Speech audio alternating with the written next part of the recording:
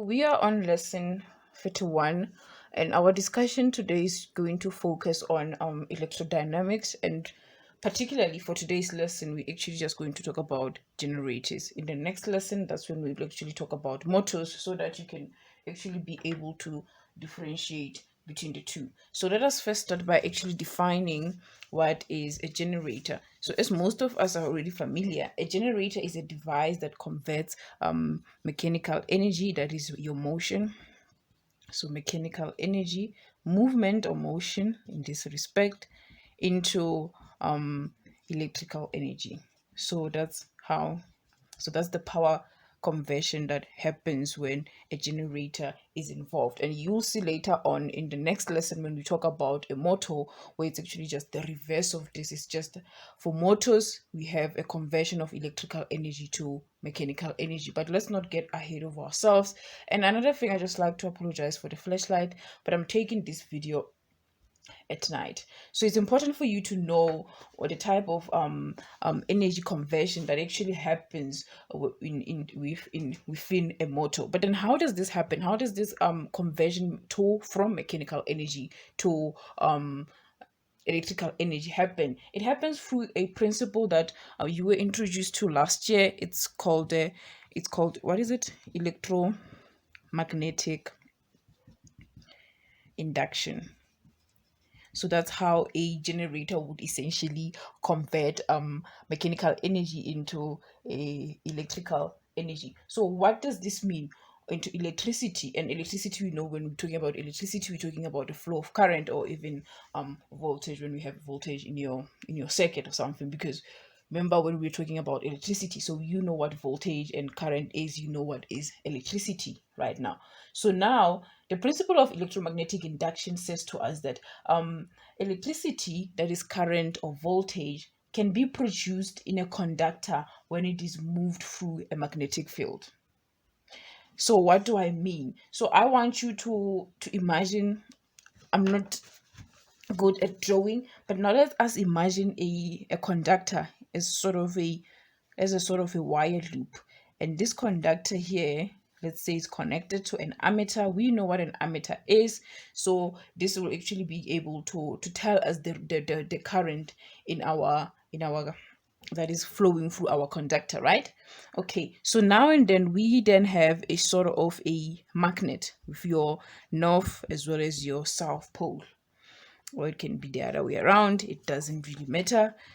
So somebody might say, okay, we can be from the north to the south pole, and then we can draw what we call you know how to draw this magnetic field lines that are always coming from the north pole to the south pole, you know, and then they're coming out of there.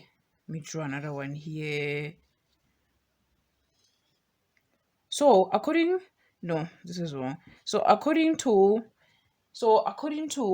the principle of what do you call this thing? This is wrong actually. I don't know why I drew this way. This is fine. So according to the principle of electromagnetic induction, it is saying to us that we can actually induce a current through this conductor here. So this is like a coil. That's why I made those fake things. So we can actually induce a current through here by simply moving this bar magnet, which has its own magnetic field, in and out. So imagine this was like, so we had a magnetic, a coil, a thing is sort of a coil, and then you were moving a bar magnet in and out. And that change in magnetic field will cause what we call a change in magnetic flux. And as a result, we will actually have current induced in your coil. And let's say you were measuring it and you actually get a reading there.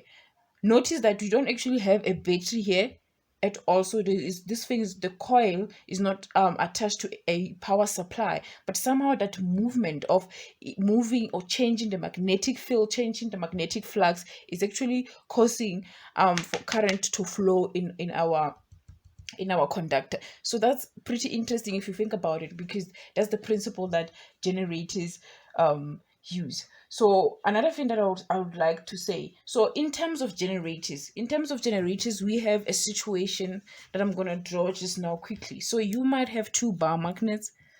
So we say this is the north and the south. And then inside those bar magnets, we can put a coil. We call this a conductor coil. So that's how you draw it. And then let's say then your conductor coil was kind of moving in this direction. So by moving this conductor coil, it's a sort of let's say this was A, B, C, D. It's a sort of like you are rotating it, and remember the direction of your magnetic field will just be from north to south. Okay, so you have that conductor there. It's here, and it's sort of gonna be, it's turning in this direction. It can also turn in this direction. Of course, it doesn't really matter. But now for demonstration purposes, you have that conductor coil and it's just turning. And as you realize that you will actually have a change in magnetic field or a change in magnetic flux, right? And because of that change that is created by the movement of your coil rotating within this magnetic field, we will actually have a current traveling through your, what you call, through your coil. But before we're still gonna talk about this a bit more. But now I want you to kind of differentiate between two types of generators that we have. And we can have, so we have generators. So we can have an AC generator as well as a DC generator. And we're gonna talk about them shortly. Okay, so now let us talk about these two types of generators that I've spoken about. So here I'm gonna draw a DC generator, right? And then we have your north pole, your permanent magnets. We call this permanent magnets, your north pole to your south pole. And then we will have this coil, this conductor coil in our magnetic field. What color is this? Okay, in our magnetic field, right? So because it's let me just actually leave a little note. So here, if disrespect, we're talking about a DC generator. So we write DC there so that we don't forget.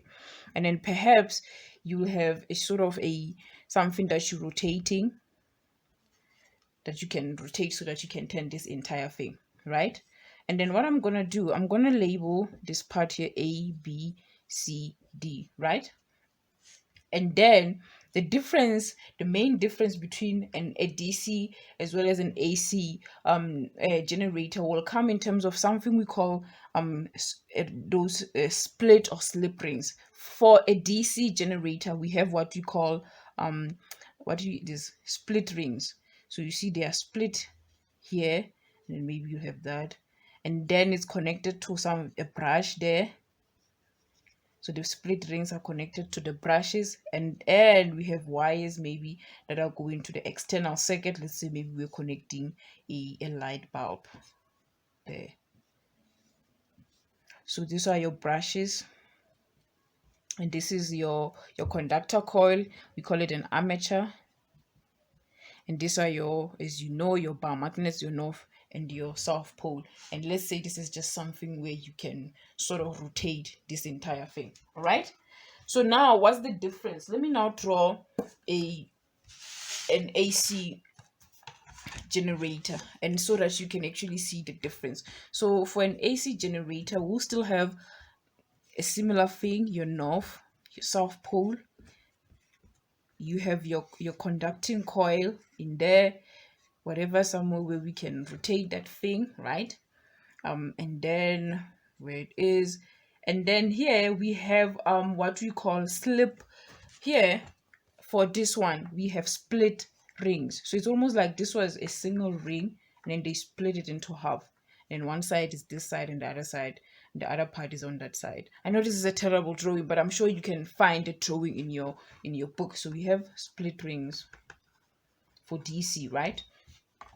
And then for AC, we have what we call slip rings. So we have a ring over here and then maybe another ring here. So you see it's a full ring. We call that a slip ring. Then we have that brush there, another brush, and then we have a connection to the external circuit. Maybe then we'll have a light bulb there, because maybe our generator is supplying a light bulb, right? Okay, but that's not what I want to focus about. So now notice those differences. For here, we have what we call slip. Ooh, how do you write slip, guys? As slip rings for an AC generator. And here we have split rings for DC, right? So note those differences. So that's how you distinguish between an AC generator as well as a DC generator, right? Okay. So another important thing to note, especially about an AC generator, is that we remember we are mechanically rotating our conductor within this magnetic field, and then this will in turn generate an alternating current. So that's why it's called AC. We're talking about an alternating current, and in the next few lessons we're actually going to focus a lot.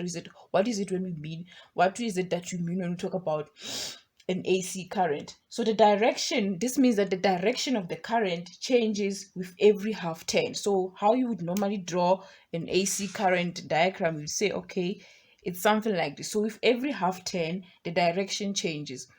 So if it was moving, so if we said, for example, we had a circuit and we connected to an alternating source, maybe this is a light bulb, you'd find that for this part, it would be moving in this direction, and then for this part it will be moving in a different direction. And then let's distinguish between a direct current. So we have a direct current, and then it's connected to a battery. So you know that the current that is flowing through this circuit is just current, maybe it's like 2 amperes. And if we draw a graph, we just find that that graph is just straight. And this on the x-axis, you have the time, of course, in seconds. So at every point in time, the current is the same. But for this one, at every point in time, the current actually kind of changes direction. And for every half turn, it moves in this direction, and then for another turn, it moves in the other direction. So I hope that kind of makes a little bit of sense. So as the one side of the loop moves from, so the one side of the loop, so let's say we have this, so maybe let's say it's moving that direction, the one side of the loop, it moves to this side. So at first AB was on the north, so at first AB was on the north pole, and then after a half turn, now you see where AB is on the other pole of the magnetic field. Current in the loop then changes direction as we have shown. But then for a DC generator such as this one, the external circuit will always have current going in the same direction. So those are just a few distinctions that you kind of have to make in terms of AC as well as DC generators, right? So when do we use generators? I'm just trying to create a little bit of space. So generators, we know that in terms of the production of electricity, we use generators, and I think you can also just go on the internet and search for yourself some uses of both AC and DC generators. Right. The other last thing that I want us to focus on is in terms of finding the direction of the induced current. So we have agreed that by rotating our coil, our inductor. Oh my goodness, that's actually a permanent marker.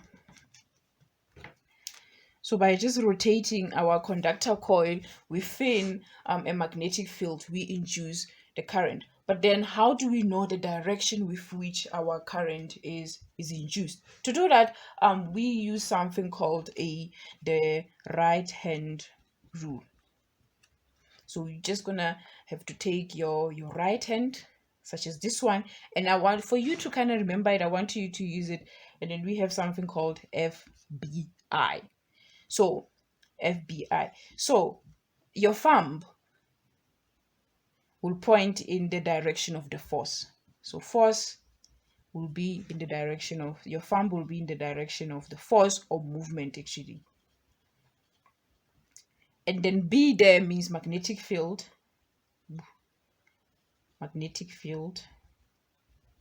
So your thumb, direction of the force, and then B there is the direction of your magnetic field, and it's showed by your index finger, right? Okay. And then finally we have the current, which is the I. And so current, so here it's your index finger,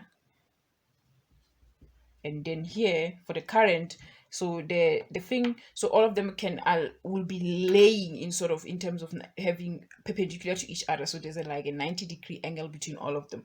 So now your current will actually be, the direction of your current will be indicated by your middle finger over there. So current, here we have middle finger, right? So remember that right hand rule. So that's FB, so that's FBI. The force, the direction of your magnetic field lines, as you will see we'll do now, as well as the direction of the current. Okay, so we're just going to use maybe let's just use this schematic over here for a DC generator. The same thing is going to be applicable, of course, in terms of direction for an AC generator, right? Okay, so now let us say we were rotating this this armature in this direction, our conductor coil in this direction. So we can all agree that this direction is the clockwise direction. So your thing is moving in the clockwise direction. It's moving in this way, right? Okay, cool. So we have clockwise, it's moving clockwise. So but now I would like you to just focus on this part here. Focus on AB, and then let's see. So if it's moving in that clockwise direction, it means where is AB going? So we can all agree that the direction of AB is up, right? So now that we have figured out the direction of AB, it's up, and then we can also say we know that the direction of the magnetic field lines, or the magnetic field, is always from the North Pole to the South Pole. So now let us use the right hand rule. So we have the right hand rule. We have the direction of my thingy using my index finger. So from North to the South Pole. And then my thing, this side AB is going up. So that's why the direction is up. Where's the direction of my current? The direction of my current is actually this way. So I can draw it here. So this will be the direction of my current. But then when we move this side up, what happens to side CD? So we move this side is going up. You can tell that side CD is actually going down. So the direction of side CD is going down. So again, we start. So this will be from the North Pole to the South Pole. But now the direction, so North Pole to South Pole, but now the direction, because now I'm focusing on CD, it's actually moving down. So this means it is in this way. Remember, the thumb actually indicates that either the force or the movement, right? So now we have my current is actually in this way. So I'm going to draw it over here. So that's why this thing is actually rotating in this fashion. So that is just basically how you would determine the direction. Of course, we can do it the other way, where we say, what if in this case instead this thing was moving in the other direction? So it was moving in the anti-clockwise direction.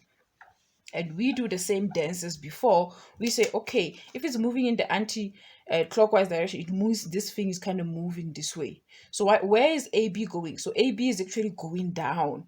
So if AB is going down, this is the thing in my thumb is pointing down for the force of the movement. And then we have North to South Pole. The direction of the current here, you see, there's the direction of the current in this instant, right? And then for this one, if this is going down, CD is actually going up. So CD is going up. This is the direction of my magnetic field. Where is the direction of the current? The direction of current is this way.